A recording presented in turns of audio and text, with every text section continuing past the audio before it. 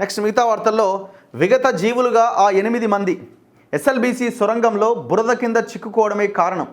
నలుగురు ఒకచోట ఉన్నట్లు అన్వేషణలో గుర్తింపు. టీబీఎం కింద మరో నలుగురి అవశేషాలు.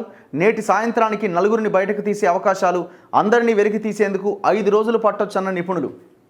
శ్రీశైలం ఎడమగట్టు కాలువ సొరంగం ఎస్ఎల్బీసీ టన్నెల్ పైకప్పు కూలిన దుర్ఘటనలో చిక్కుకున్న 8 మంది కార్మికులు దాదాపుగా విగత జీవులుగా మారినట్లు అధికార యంత్రాంగం అంచనా వేస్తోంది. వారు ప్రాణాలతో ఉండే అవకాశాలు ఉన్నాయనే దానిపైన 1% ఆశలు ఉన్నప్పటికీ సొరంగంలో పరిస్థితి పరిశీలిస్తే కష్టమే అన్న ఆందోళన వ్యక్తమవుతోంది. నాగర్ కర్నూలు జిల్లా అమ్రాబాద్ మండలం. ఎందుకంటే వాళ్ళకి ఆ రాడార్ సహాయంతో చూస్తే ఆనవాళ్ళు కనిపించినాయట. సో ఇప్పుడు ఆ టీబీఎం మిషన్ కింద ఇంకో నలుగురు ఉన్నారట. మొత్తం ఆ మిషన్ అంతా కట్ చేస్తే తప్ప ఆ నలుగురిని బయటికి తీసే అవకాశం లేదు. సమీపంలోని ఎస్ఎల్బీసీ సొరంగంలో ఫిబ్రవరి 22వ తేదీన ఉదయం 8:30 గంటల ప్రాంతంలో పైకప్పు కూలింది. అక్కడ 8 రోజులుగా సహాయక చర్యలు కొనసాగుతున్నాయి. మరోవైపు ఇప్పటి వరకు జరిగిన సహాయక చర్యలు ఒక ఎత్తు అయితే ఇకపై చేసే ప్రతి అడుగు ప్రమాదకరమైందని నిపుణులు చెబుతున్నారు.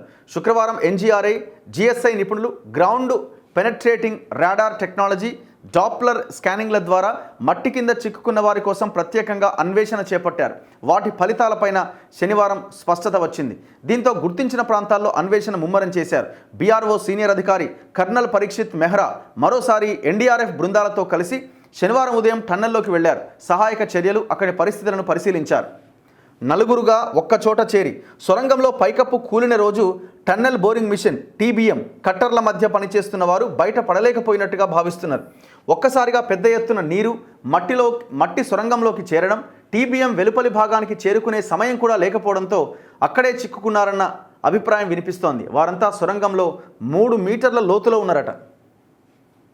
ఇగో టీబీఎం కట్టర్ భాగం వద్ద సొరంగం పైకప్పును తాకే స్థాయిలో మేట వేసిన మట్టి బురద.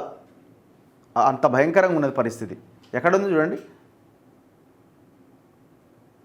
ఈ టన్నెల్ పైకప్పు వరకు వచ్చేసింది బురద, కింది నుంచి పైదాకా.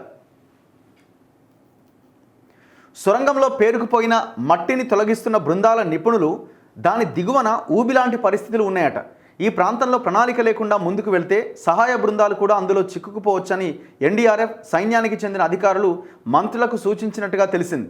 ఇలాంటి పరిస్థితుల్లో చాకచక్యంగా పనిచేసే నావికాదళానికి చెందిన కమాండోల సేవలు వినియోగించుకోవాలి అని నిర్ణయించారట. నేటి సాయంత్రం లేదా రాత్రికి సొరంగంలో కట్టర ప్రాంతం నుంచి ఊట నీరు పెద్ద ఎత్తున వస్తూనే ఉంది.